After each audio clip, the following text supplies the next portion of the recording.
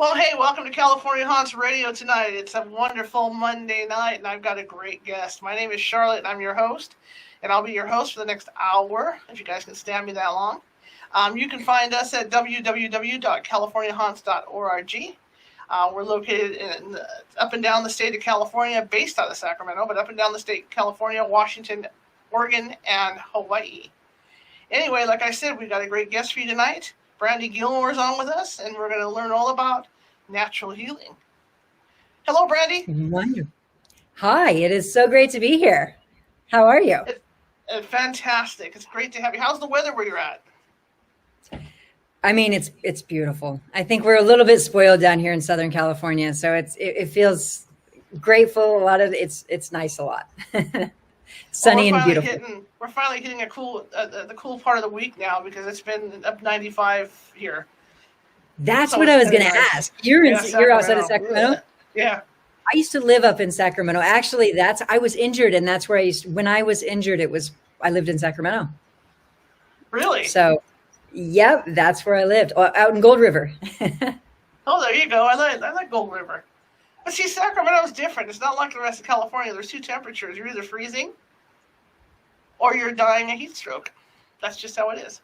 Yeah, which is a little crazy because it's only May right now, and July is when you're supposed to be. And we won't say dying because we want to keep positive words, but it's hot. First couple of weeks of June, and it hit early this year for whatever reason. So yikes.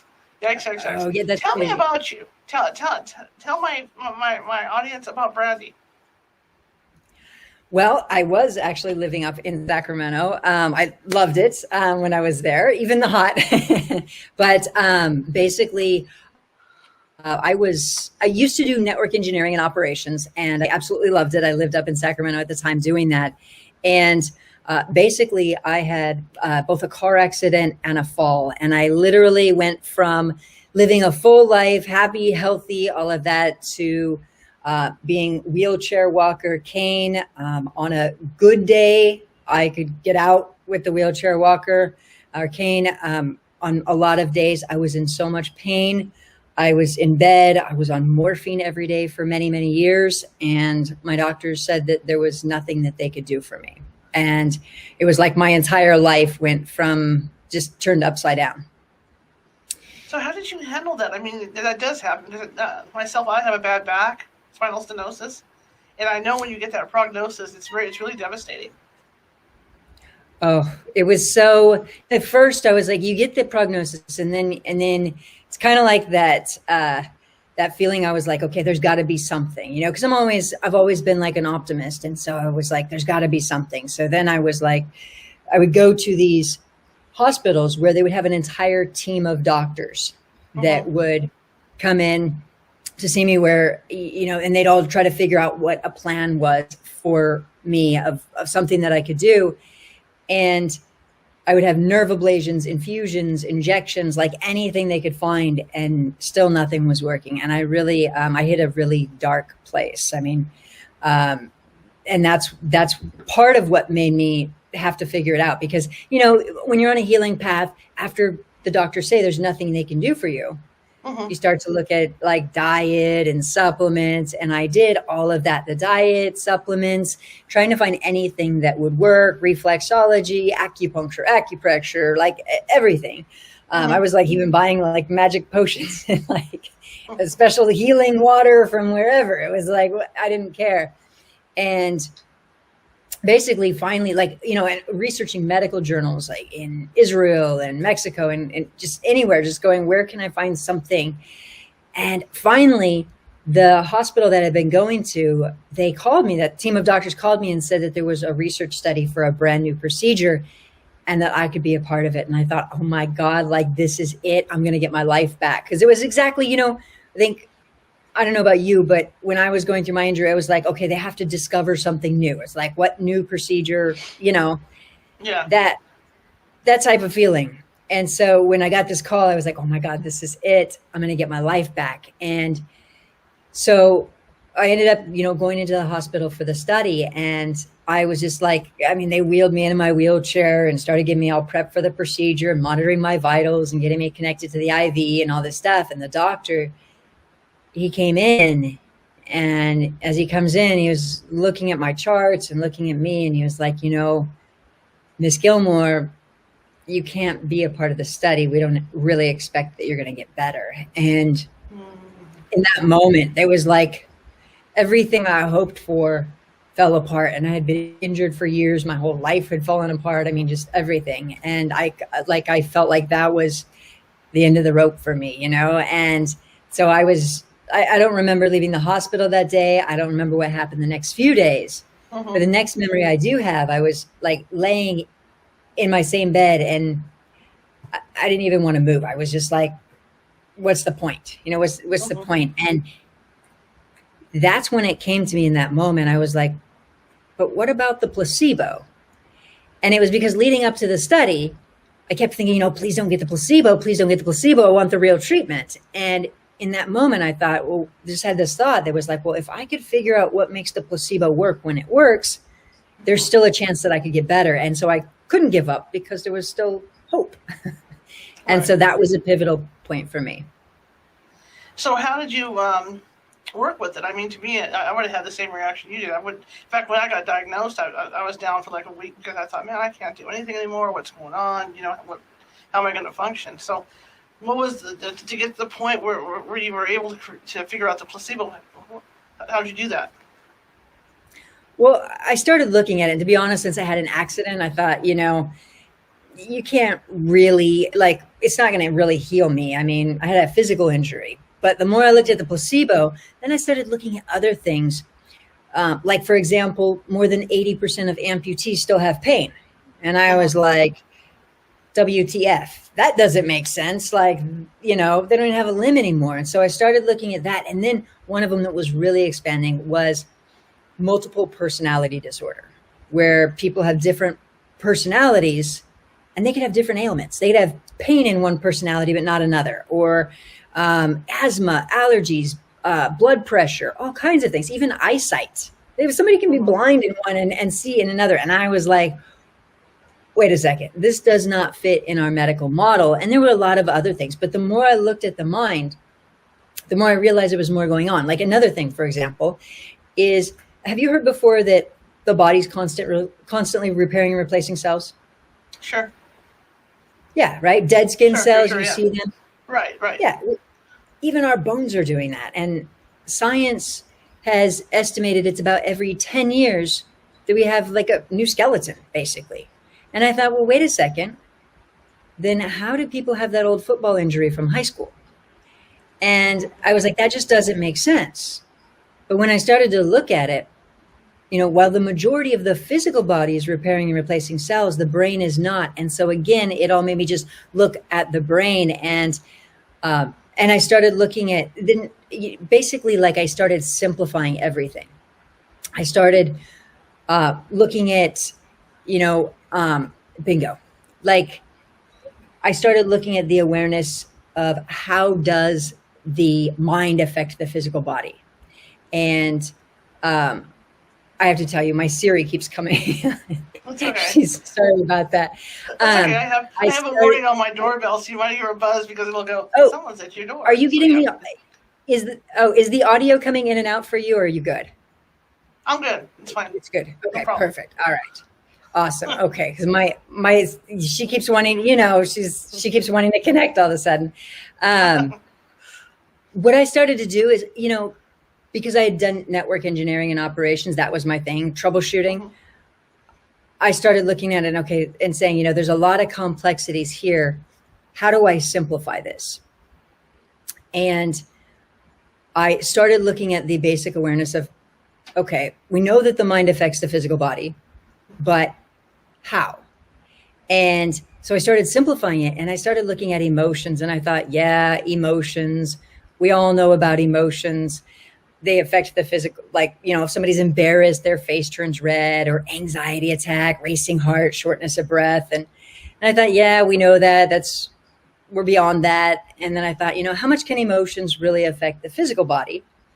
And then I started looking at things like bored to death and scared to death, and realizing, wait a second, if we can die from boredom or scared, what about other emotions? What are they doing?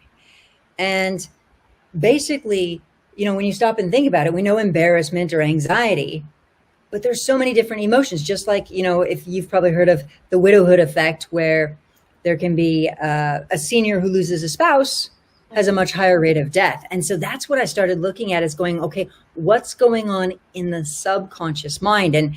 And another thing that I really started looking at is, one of Einstein's quotes. He talks about no problem can be solved by the same level of consciousness that created it, right? And when we look at emotions as a culture, we're like, yeah, emotions, bury our emotions, avoid our emotions. But emotions are energy. And when you start to look at emotions as energy, and you realize that the body is made of energy and atoms and molecules, you start to see that the energy of emotion can impact the energy of the physical body and create problems or inhibit the body from healing. And so that's really what I started looking at. That's fascinating, because along the same lines, I started working with a teacher and ended up meditating, which is what helped me a lot. To try to like you say, to get my emotions in shape. Because when you're in pain, there's a lot that goes on. You're not only in pain, you get depressed because you can't get out and do stuff. You get lethargic because you can't get out and do stuff. So I see where you're coming from with this. Go ahead. Absolutely. And so that's basically what I did, is I started looking at myself, like what emotions are in my subconscious mind, and really shifting them. And for me, a lot of times what I see people doing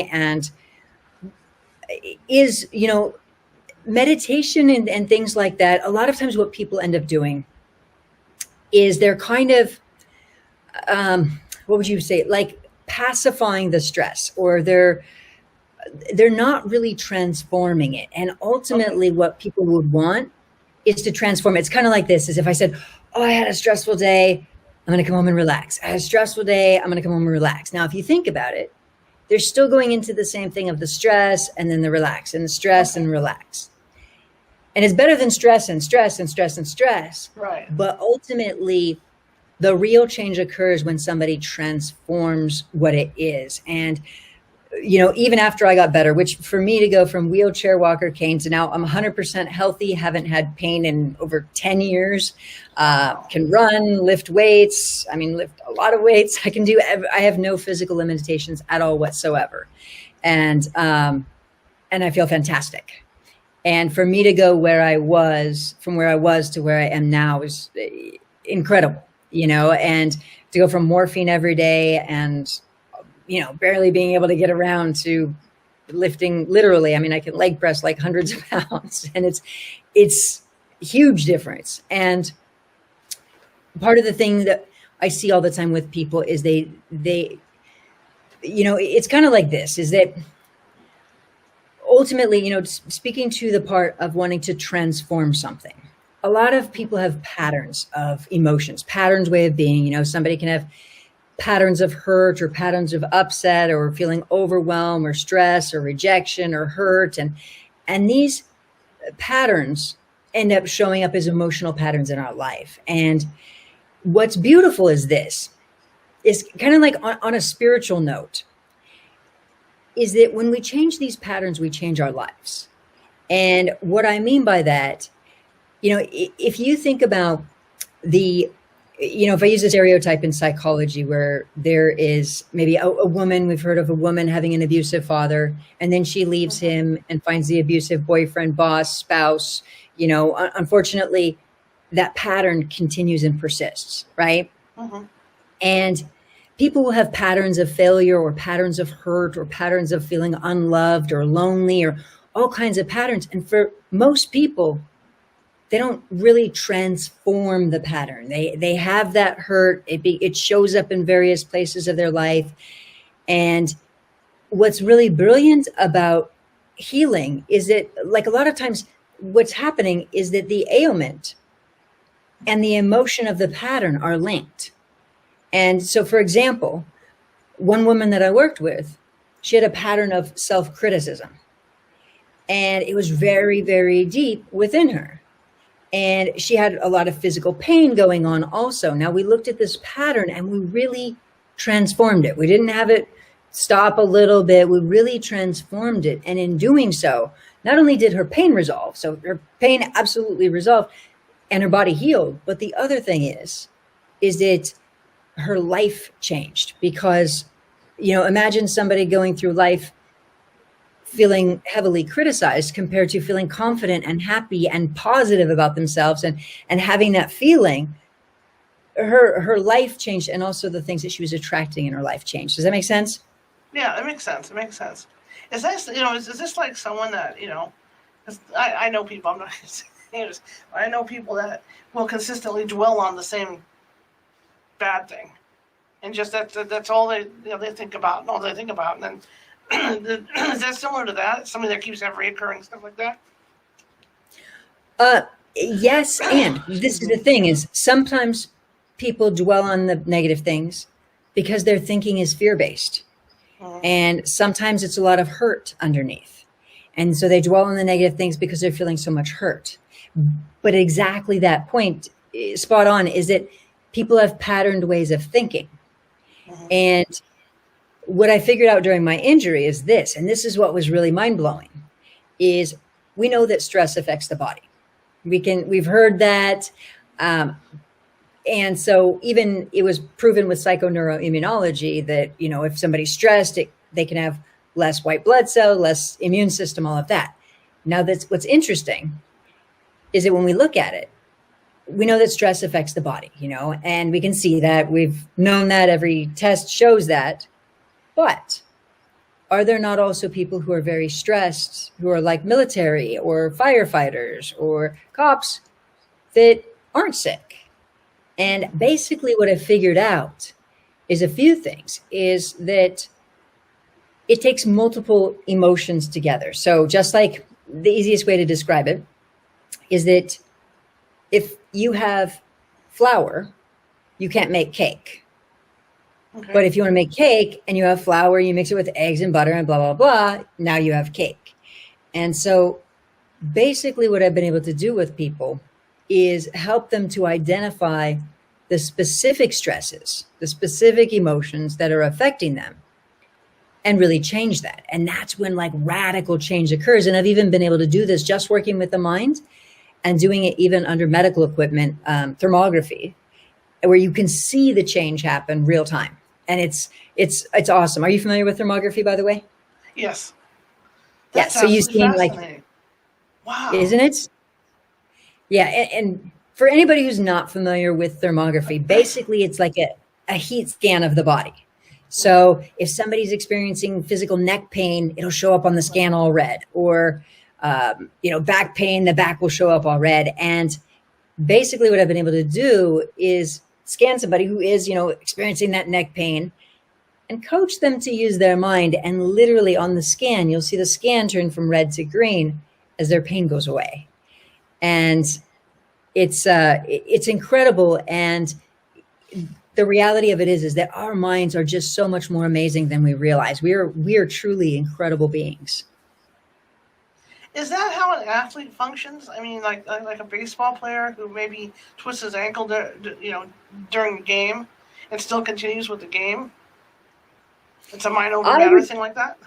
I would definitely say it's not mind over matter. I tried mind over matter a lot, and I'm sure you seem like you have a strong personality. I would say you've probably tried mind over matter plenty of times. No pain, no gain. Yeah. And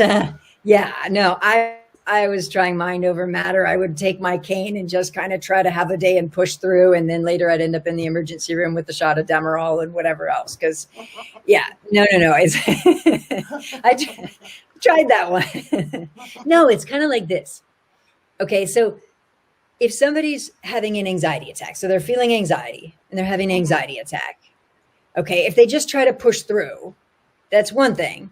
And a lot of times that could even increase it and make the anxiety more. But if they really shift the emotion and they feel differently, it's easy. The anxiety goes away, right? So it's actually creating a real authentic shift. And it's and for a lot of people, it would sound too simple, like, oh, that can't be my issue. But when you stop and think about it, it's because as a culture, we've been looking at emotions in a completely, in a way that they're so benign. But when we think about the awareness that our thoughts and emotions really do create our life, for example, unfortunately, the woman with the abusive father attracting that, what's beautiful is that when we master this, we don't just change our health, we change our entire life. Does that make sense? It makes sense. I'm thinking because I'll admit it, I was a band geek. So I was in marching You were band what? in high school. I was a Oh, band marching geek. band. Okay. Yeah. Okay. And when you have to stand at attention for like prolonged periods of time, something always ends up itching, whether it's a foot or whatever. So I was able to reprogram my mind to think that it was the other foot that was itching, the opposite foot that was itching, or the opposite part of the body. And it made the itch go away because my mind totally refocused to something else. Is that similar to what you're talking about? To get your mind to think, you know? It's actually not. And the Okay. reason why is okay, so watch, so what it is more so looking at what the specific emotion is. Does that make Okay. sense? So Yes. it would be if it would be more so if somebody's feeling a sense of, I guess one way to put it is this, like if you look at somebody who's feeling anxiety, right? Racing heart, shortness of breath, a panic attack, right? Mm-hmm. And you think about somebody who's having sexual thought, sexual physical response, Mm-hmm. right? The emotion is affecting the body in a completely different way for each situation, right? Okay. And so the way that a sexual thought affects the physical body that's a positive emotion, of course, affecting the physical body. Different for men and women, but there's a physical response to just an emotion. Okay. Okay. Does that make sense? I get it now. Yeah, I got it. So how do you Yeah. get people, like you say, you work with people to get through this? How do you retrain their minds to do this? It depends on what it is. Okay. Bingo. So kind of like, okay, so for example, would you like to, you said you've had a back pain, right? And a Mhm. back issue okay. Would you like to talk a little bit about that? Sure. Okay. Great. So if I ask you, by the way, what your level of pain is right now in your back, what would you say your level is? Probably about a 4. A 4? Okay. Mhm. And okay. So if I ask you in your back, if I ask you just in general, how much you feel a sense of overwhelm and frustration, like you're trying to get so many things done and you feel frustrated, and how often you feel that way, how much would you say that is? A lot. Mm-hmm. Most of the time. Okay. There's a lot And I can you wanna see that pattern? There you go. You see that pattern in your life, right? Mm-hmm. Okay. Yeah. Great. So I'm going to ask you to breathe. Okay. Okay. So I'm going to ask you to breathe. Okay. And I'm going to ask you to close your eyes for a moment. Okay. And I'm going to ask you to take in the awareness that your thoughts help create your life, right? So you could keep thinking in the same way. You could keep thinking in the same way and keep feeling in the same way. And the pattern can keep showing up, right? So you could keep doing that. Or you could get rid of that frustration completely. And you could start thinking in a way that says, what does it look like? Picturing everything going smooth, You're getting stuff done. It feels amazing. You're getting stuff done. You see yourself smiling. It's all going in flow, just perfectly. Like it's going in flow. It's awesome. It's perfect. I'm going to ask you to breathe. Just breathe and picture what that's like for it going in flow. It's perfect. It's perfect. You see your stuff getting a lot of stuff done. And it's great. You feel excited. You're smiling. It feels relieving that you don't have to have the overwhelm anymore. Instead, it's in flow and it feels freaking amazing. And I'm going to ask you to breathe. I'm going to ask you to just take in that feeling. What would that feel like if everything was just in flow and felt productive? No overwhelm at all. Like the overwhelm was gone from your life. And instead, you felt productive and in flow. What would that feel like? A lot of relief. A lot of relief. I'm going to ask you to breathe. Okay. Real light. A lot of relief. Okay. And you've heard before your thoughts help create your life, right? Yeah.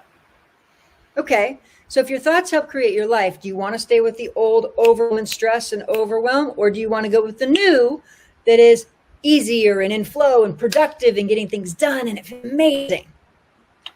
Yeah, I gotta Or, get rid of the stress. okay, great. So I'm going to ask you to breathe and you decide. You decide what thoughts you want moving forward. Ease, flow, harmony, productive, feeling amazing, feeling that feeling of strength and getting things done and feeling good about it. And I'm going to ask you to breathe and think about how great that would feel.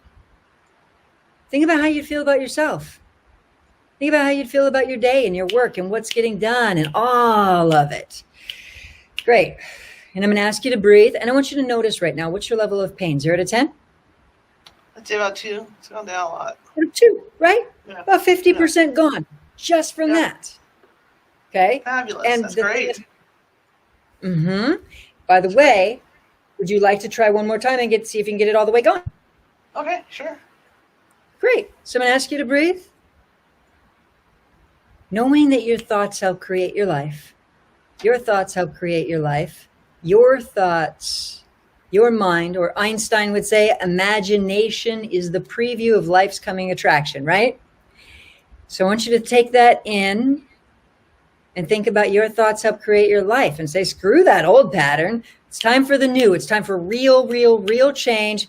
Breathe that in, that you're going to feel different. You're going to embrace a new feeling so you can create that. Embrace a new feeling, just like the woman with the abusive father, creates that pattern over and over and over again. You've got this overwhelmed pattern that you created over and over again, and you don't want to be attached to that anymore. It's time for real change. So you're going to change easeful, productive, amazing, a full life, feeling good, feeling energized, not overwhelming yourself, feeling energized and full of life. And I'm going to ask you to breathe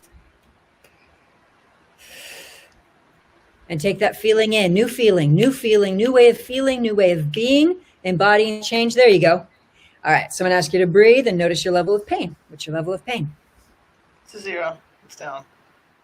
That's fabulous. That's incredible. Right? Thank you. Oh, you're doing that. That's Absolutely. incredible. It works, guys. I'm telling you, it works because I have like the most jacked up back there is. That works great. Doesn't it? That's fabulous. Okay, and that's, by the way, when I was saying that I've done it under thermal medical equipment, is if your back was under thermography, you'd have that red pain from all the pain. And then as I do exactly that, that's exactly what I've done under thermography. And you can see the whole scan turn green. That, like, just when somebody's pain is gone, it does exactly that. And so it's not about picturing it gone or in your toe or somewhere else. It's about creating that real shift. Now, if you go back into the old, it's going to come back that quick. So what you're going to need to do to just keep this. So in other words, if you never do anything again, it'll probably come back. But if you say, I'm going to change my life, I'm going to get this in, I'm going to remind myself that I have to bring in this change on the inside and do it every day, and you make it your new norm, that's when the change happens. It's like learning the alphabet. We don't learn the alphabet in a day, but if you get it in over and over and over, you learn the alphabet, and then you just know it. And so you'll want to keep it as your new way of being. Does that make sense? That makes a lot of sense. Makes a lot of sense. Thank you. Absolutely. So tell me, once you came up with this and started to implement it, how long did it take you to really get rolling with it with people? Well, after I got better, I thought, a former network engineer, I thought people are going to think I'm crazy, that I got better from this whole mess to now being healthy and happy. And I mean, emotions, the mind. So what I started doing then is I thought, okay, I've got to be able to show it, and I've got to be able to show it under, so people get real results. And so that's what I started doing is I was like, okay, how do I demonstrate this in other people so they can see it? And so I started being able to do exactly that. I learned to understand the mind in a different way. And by the way, I want to be clear that most people won't get results that quick. The reason that I do is because it's like learning how to write, for example. For any of us to sit down and write a letter, it takes 5 minutes to write a letter if we've written it before and yada, yada. Now, if somebody's never written a letter before and doesn't know the alphabet, then they got to learn the alphabet. And so I don't want to imply that everybody should have results in Right. 5 minutes, because that's not true. Right. It's Right. that Right. I've got so good at learning to write, learning this skill that, and you did an awesome job. Very, very impressive. Thank you. And absolutely. And so, but that's what I did, is I started speaking about getting better and saying, hey, we're all amazing. Like, look at your mind. Like, we're incredible. And by the way, on that note, if you really embrace your life, embrace this change, and you really change this for your life, how would that feel? And what would that look like for your future? That'd be fantastic. Absolutely fantastic. I could get so much Wouldn't it? done and actually have a normal life, which would be nice. Mhm. Yeah, and that's what it's about. It's like, on a spiritual note, it's like our body giving us a check engine light. It's saying, wake up. This is a problem and you'll need to change it. So like a car, if you're driving a car and the check engine light comes on, it's like, oh, okay, I need to change this. And so that's what it is. It's like your body giving you a wake up call that says, hey, it's time to change this. And then really embodying that change. And so, I mean, on a spiritual note, it's beautiful. But to answer your question, that's what I did, is I thought people are going to think this is nuts. I would have thought it was crazy.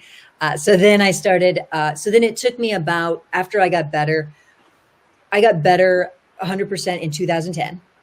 And in 2015 was the first time I was able to show it under thermal medical equipment. So in that time, I started speaking on stages and coaching people to release their pain in minutes. But I thought, if I'm sitting here on stage and I'm taking people from the audience and doing this with them, people are going to think that's a trick, or it's fake, or that person was a plant. And so that's when I started doing it under thermal medical equipment, so people could actually see the results. And also, not only that, but then I started doing it, like I did my TEDx talk and things like that. And by the way, if you want, I can share a link with you so your people can see if they want it under thermal. Absolutely. Oh Yeah, we so can you do can that. see Absolutely. it change. Yeah, Absolutely. because So, it's crazy. like you This say, is not impossible. everybody's this isn't gonna take 5 minutes for everybody to do this, obviously. So how many sessions, usually on the average, does it take for people to get to that point where they're controlling their pain? Well, technically, I mean, all of the time. So all of the time, what I do live is I'll show people how to release pain in minutes. Either they're on my podcast or on under thermography or on a stage or, anywhere. I do that. So it's immediate if people make the specific change to do it. So to me, it really depends on how quickly somebody wants to change what it is. Like if somebody's terrified and fearful about something, that could take longer. If somebody has some type of major illness, so I've worked with people that were bedridden, supine. So I've had people who were supine, paralyzed, and it took them longer to get to running, to where I have people who've literally done that. I also have a woman who had a tumor in her throat that I worked with her for 1 hour and 15 minutes. And she had just had an MRI. They showed the tumor. It was 5 millimeters. And she was supposed to have surgery the next day. So it was a pre-op MRI. Tumor was there. Tumor disappeared. And they had to cancel her surgery because the doctor was like, I can't operate on something that's not there. And we just did exactly what we did with you. Right. And it physical tumor. And so for everybody, it's different. Ultimately, for me, what I feel like is it's not, yes, you want the pain gone, but it's also about mastering our mind. Like really saying, okay, wait a second here. If I know my thoughts help create my life, then shouldn't I be good at this? Shouldn't I? So ultimately what people would really want to do is be able to master their mind in a way that it takes your life to the next level. And so again, it just really depends. Everybody's situation is different, but ultimately it's just about creating a real change. So some people are willing to change in 10 minutes. Some people are more resistant to change, and it just depends. That's interesting. I find all this really interesting, because there's so much emphasis on pain management. There's so much emphasis on plugging people with opioids. There's so much emphasis on, like you say, those nerve injections and all that poison going into your system. And this is just fascinating that this can be done this way. Yeah, and it works. And that's what's really fun about it is, again, I make it look ridiculously easy, and it does take an understanding of the mind. And so the biggest thing also, like if you think about it for a moment, the average person would go from feeling overwhelmed to then going, okay, I'm going to meditate and relax. Overwhelmed, meditate and relax. Overwhelmed, meditate. So people are even using things like meditation to just cope with what they're having. And we don't want coping. We want thriving. We want happiness, feeling alive, and really transforming. And that's what people are missing, is the key to really transforming and changing. That's interesting. Have you ever had anybody who came in that just was trouble getting into that mindset?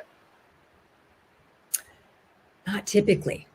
Okay. Not typically. There was a person that I went to go work with who had a jaw issue, and hers was very, very like the very pattern that we were working on was the pattern of feeling stubborn. And it was really funny because she was like, I'm not stubborn, but my husband is. And then I was like, and then it was funny. And basically, I would say if people have patterns of feeling stubborn, that is one that does take more to shift, because some people are, I don't know if you've ever met anybody who was stubborn at their core.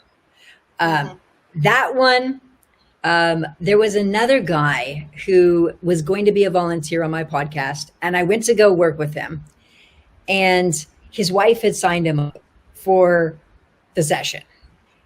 And because his wife had so much, like, she went through one of my programs and like had amazing results and was like, oh my God, I got to get my husband to do this. So anyway, so he goes to come on my podcast, and he was like there because his wife made him show up. And I went to go work with him, and he didn't really have an effort to want. He was more so kind of going like, oh my God, I want to go watch TV.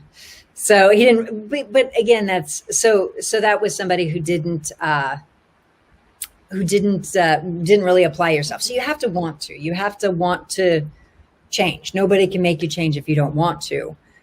But the beautiful thing is, when you see how that changes your life, then you want to change. And I've seen people paralyzed, people, all kinds of things. And even I worked with a woman who was 80% blind, and helped her to shift her mindset, and her eyesight came back. And she was like, oh my God, can I go see my optometrist? And I'm like, yes, like, I want you to go follow up with your doctor. It's not like don't see your doctors. I always tell people, your goal is to blow your doctor's mind with what you can do with your mind. We want to me, that's the reason that I do this, is because I was injured for 7 years of my life. 7 years of my life. And that felt to me like a very long time to spend injured, wheelchair, walker, cane, depressed, a mess.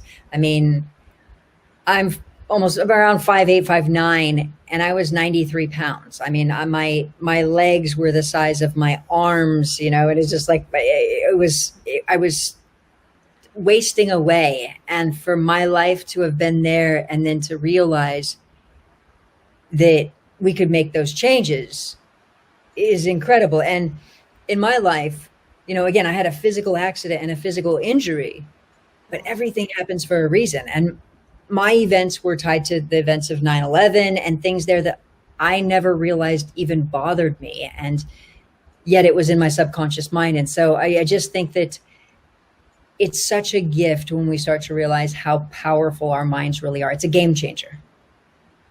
Do you, I know, because I teach people meditation, and I know I run into people that will sit there and swear up and down that I can't meditate.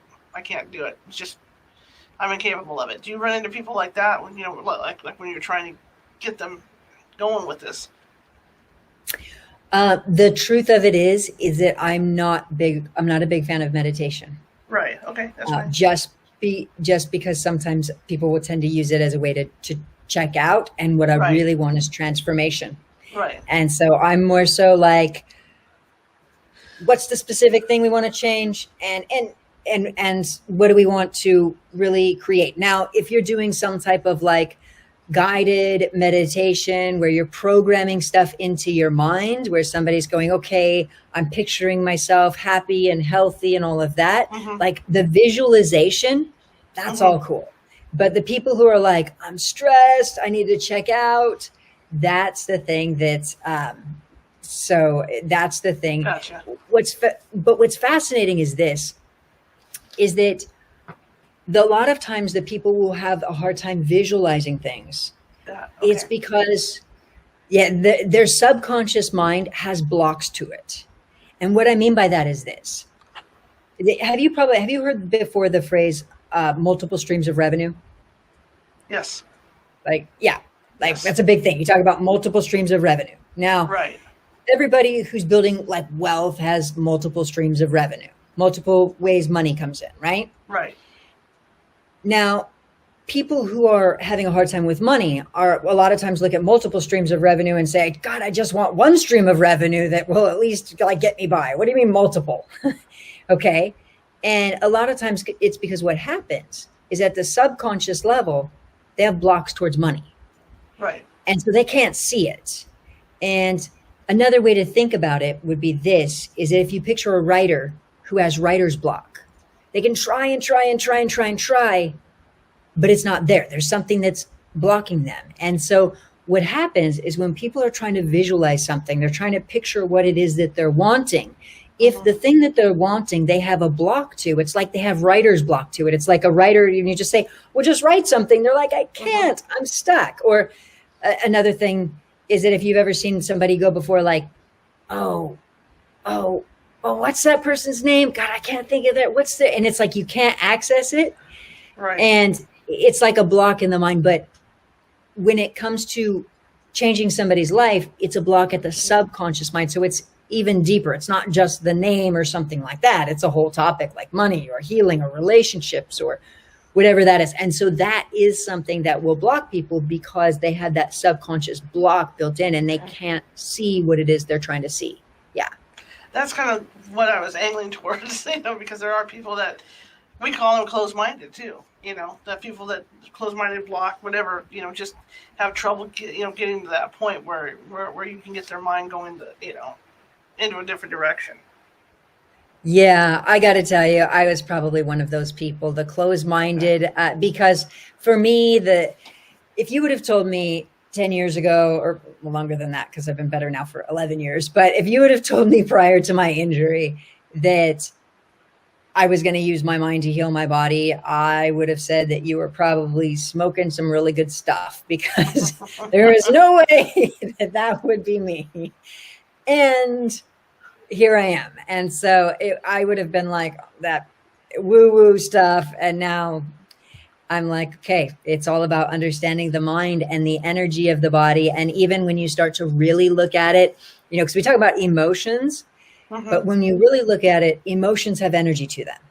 And then if you really break it down even more, so emotions are energy and motion, and you start to look at the quantum field. So a way to say it is, like if you look at quantum physics and energy, you're sending out energy in your life. And, I know that can feel a bit complex for some people. So another way to think of it is that our emotions are all sending out a Wi-Fi signal. And that Wi-Fi signal could be, hey, I want rejection, or hey, I have aligned with hurt, or overwhelm. Hey, overwhelm, find me here, because it's that pattern. We're sending out more and more of those emotions. And so we're ending up just spiraling in those same feelings and going, wait a second, I really got to change this. And that's when life changes and we get happier. I mean, it's honestly the very accident that I felt like took away my entire life ended up transforming my life in the most beautiful way. In every area of my life, because what happens is that whatever the body's telling us is the most important thing we need to know. So like if it's criticism, okay, obviously that wasn't your thing, but everybody's is something different. And whatever our body is telling us, whatever ailment that we have, is the most important thing we need to know. And what's cool is it's like we address and change that, but then you don't want to stop there. You want to go, okay, well, what other blocks do I have towards relationships? What other negative things are showing up in my life that I don't want manifesting in my life? What's showing up with money? What's showing up with career?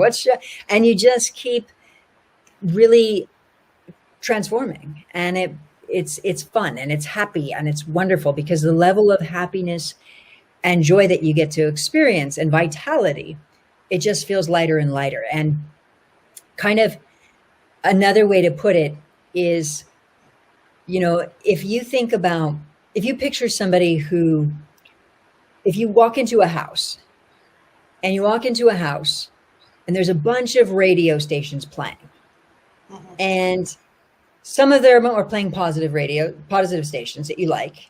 Some of them are playing negative stations that you don't like.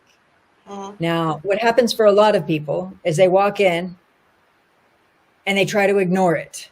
They try to ignore the radios, like with their mind, there's positive and there's negative. They try to either ignore it, or they try to just focus on the positive radio stations. Or if they meditate, a lot of times what they do, if it's just like the silent type of meditation, they're trying to go, okay, well, I'm just going to be silent in here and try to not hear the radio stations. But ultimately, if you just go identify the negative radio stations and shut them off and turn them to good, that's when you walk into the house and you go, hey, there's some good music playing. And it's easy to be happy because there's happiness everything's playing happiness. And that's kind of when we look at our subconscious minds, it's like all of those radio stations are like old thoughts, old patterns, old emotions, old things playing. And the more we can identify, oh, there's this negative thing playing and this negative thing, and we shut it down and change it to something positive, it's easy to be happy. Just like walking into your house with positive music playing, it feels good. So since you've been doing this, and since you started this, how many people have you had come through your door that you've helped? Thousands. I think we were thousands. A lot of times what I like to do is I like to empower people. So a lot of times I have people go through my video courses. So I do video courses, workshops, online programs, that sort of thing. And so people can go through it. And my ultimate goal is to empower everybody, because the real excitement of it is when every person starts to realize how empowered their mind is and how they can continue to make shifts and changes in their health and life. That I feel like is the bigger win. Is, yes, you want the health issue gone, and then embodying a place of empowerment is the real gift. So to me, I love to show it and demonstrate it so people see, oh my God, because all the time, earlier today, I helped this guy out of pain. He was like, oh my God, it worked. Oh my God, it worked. And he was just, it touched my heart in the most, he was just in tears. I just, every part of my being just wanted to hug this guy. It was so sweet. It was just wonderful. And I see that all the time with people. Another woman that I worked with 2 days ago was just, she was bawling and just oh my God. And it just, to me, it makes my heart so happy. But even beyond that, when people go, oh, I have this skill now, I can do this now. And to me, that's the gift. So in other words, how many people, thousands, people go through my video courses, they take my video courses, understand how to use their mind. And it's fun. Yeah. So you're a busy lady. From the sounds of it, you got your blog, you got your blog thing going on. You've got your podcast going on. So what's a week like for you? What does a week look like for me?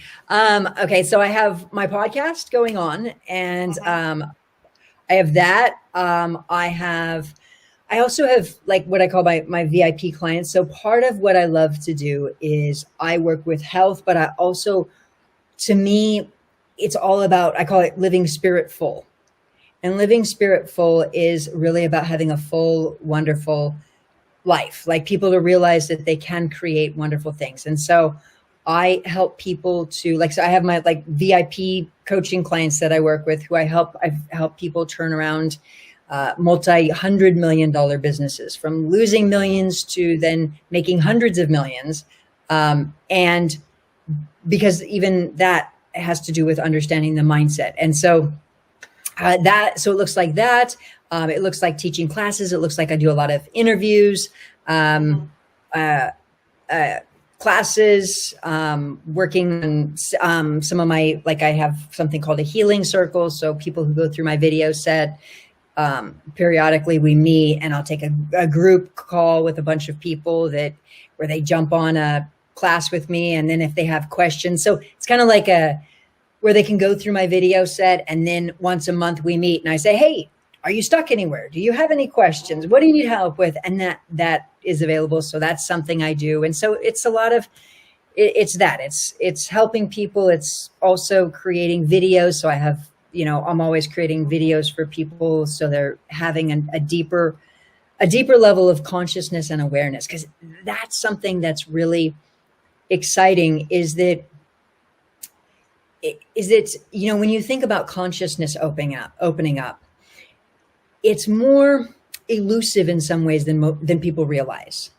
And what I mean by that is what I call it is like dream state consciousness. And have you ever done this before, where you have had a dream and you woke up and you remember the dream and you'll remember it, but then 3 hours later, you can't remember what the dream was?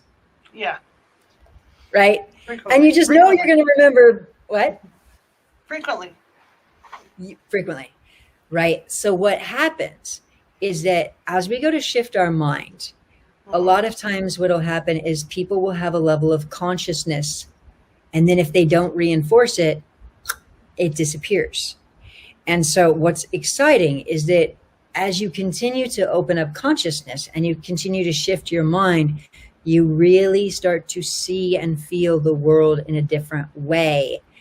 Not because it was a thought, but because you really end up shifting the consciousness, and it's beautiful. So point being is that I'm always creating videos also for my tribe that helps them to open consciousness and continue to expand the mind on money, on healing, on happiness, on relationships, on love. I mean, just all kinds of things. And so that's what my average week looks like.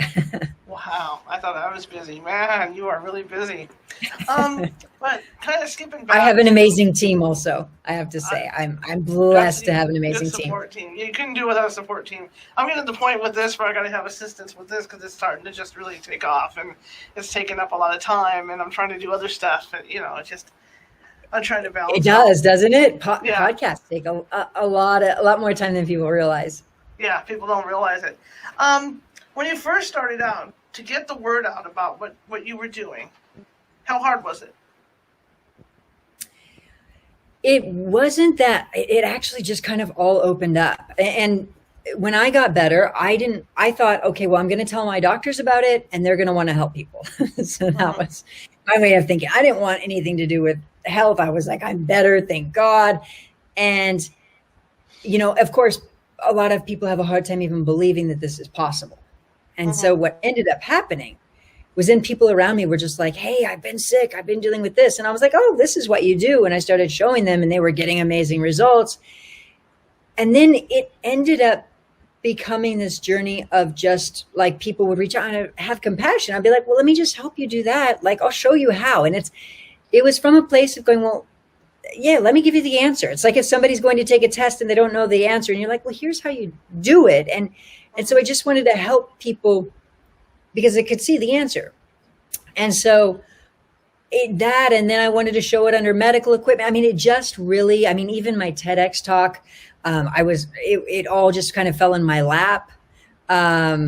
Everything's just, it's really, I would say it's just been showing up. And sometimes what has happened to the point of speaking of overwhelm and things like that, I've had before where so many different opportunities are coming and I'm like, okay, got to keep up, got to hire more people.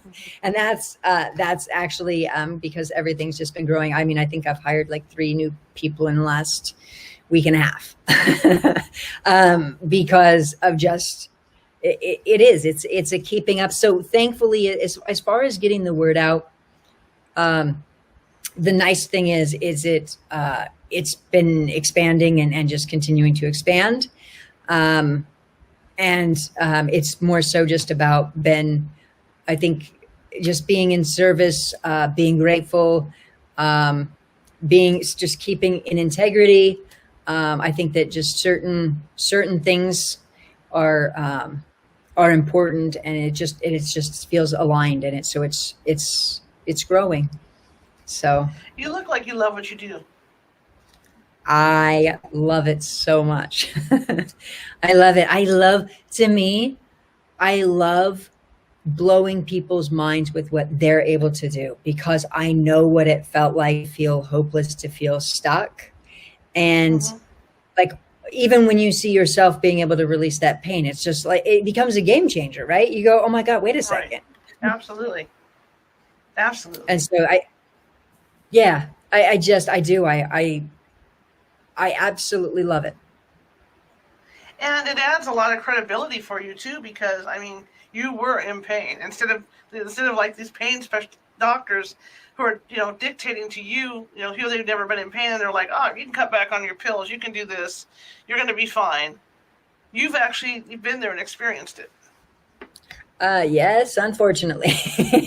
So, and I say that, but honestly, I wouldn't take it back if I could, because it definitely made me change, and I wouldn't want to go through it again either. Like, it was, I woke up to, I changed, and so, yeah. So, but, and I always tell people, by the way, and that's, sometimes I've had people before where I come off a stage and I've been speaking and people will go, God, I wish I had some type of life-changing accident like you did or something like that. And I'm like, whoa, wait a second here.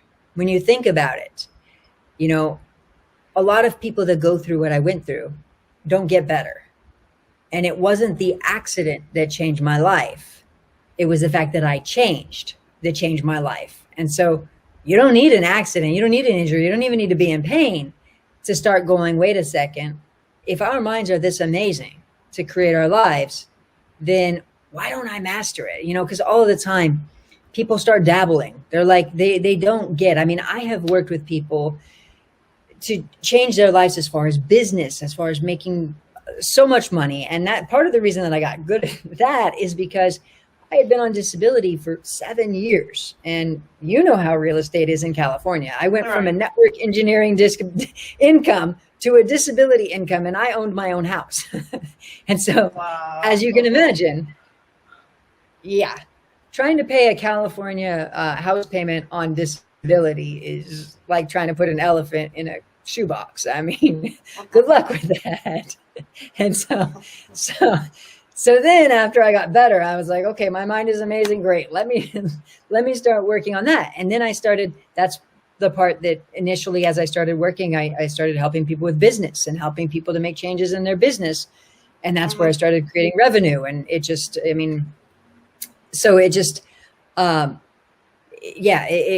is about really waking up to the awareness that we're all really, truly incredible. And then from that place, what I love is I love seeing that light bulb. Like, to me, to be honest, I think that if I couldn't show people how to get immediate results,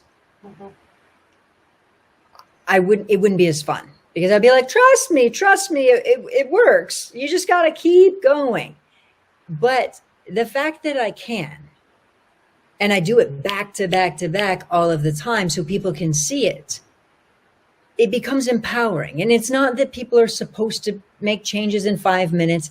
It's just that when they start to see, hey, we're all that amazing. Like, our minds are that incredible, and they start to really get it, it becomes a whole new level of life. Like, you start to look at it and go, wait a sec, we're amazing. And when you stop and think about it, there are 1.5 billion people in our world who live in pain right now. And what if these 1.5 billion people knew that our thoughts and emotions were amazing? And I think that, and not only that, but I mean, there's other things as far as depression and people feeling hopeless or people feeling stuck in life and all of that. And I think that the world that I would love to see is one where people are like, oh, happiness is that important? Happiness can make my life better. Happiness can, improve my life, and just starting to really create that change on the inside to live that fully on the outside is what excites me also. Fantastic. And what's your website? Where can people find you? My website is brandigilmore.com, and Gilmore is with 2 L's. And what about your podcast? Where can people hear you? My podcast is on my website also, so you can click there on that, or on Apple. It's Heal Yourself, Change Your Life. Have you written any books? I'm going to be working on a book. I've contributed to a book. So there was a book where the Dalai Lama wrote a chapter and John Gray wrote a chapter. And so I did a collaboration where we each wrote a chapter. And so that one is just a contribution one, but ultimately going to be creating one in the next coming time period. But right now, you got your hands full. I do have my hands full. But that is definitely on the horizon. Yes. All right. Well, thank you very much for coming on. I learned a lot. In fact, I'm going to be incorporating what you taught me every day now. Thank you so much. I love that. I appreciate it. Absolutely. And I have to say, I just adore you. You are so sweet, and you have a good heart, and I get that from you, and it's wonderful. That's great. Yeah. Well, you know what? Later on, we'll try and get you back on again to talk about more of this, because this is fascinating. If that's okay. That sounds fun.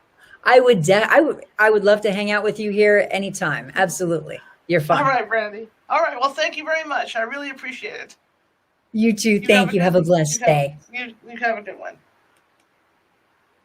Okay, guys, that was our show. I think it was a great show. I know I learned a lot. In fact, I wasn't lying when I said, my pain was reduced. That was fabulous.